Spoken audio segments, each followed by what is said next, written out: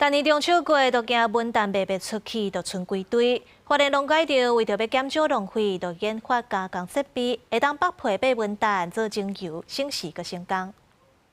一粒一粒文旦送一位台选机，大粒的拣出来送一位鲜精油的所在。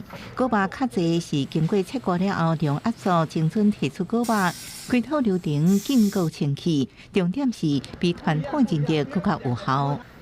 单日的处理量的话，可以达到4吨。传统人工上面的话，可能过去同样当天要处理到4吨的话，可能要如果一个工班以10到20个人来看的话，可能也要将近4天。这是花莲农改场用3年时间研发，因有效解决以前中秋节过后剩的文旦油安怎个加工利用问题，精油做清洁剂，肉皮应用在产品，食品加工业者也真期待。目前在市面上还不是非常普及。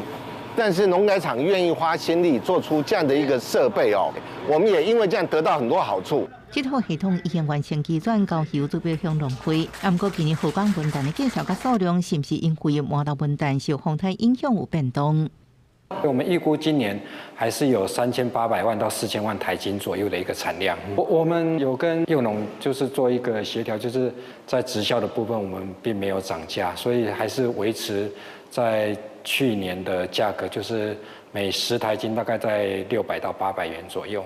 花莲农改场强调，这套加工系统已经通过 ISO 认证，那成果品质管加工也真成功，和文旦油有另外一个新的阶段。以前文旦油平伫田内底经常也愈来愈少，记者综合报道。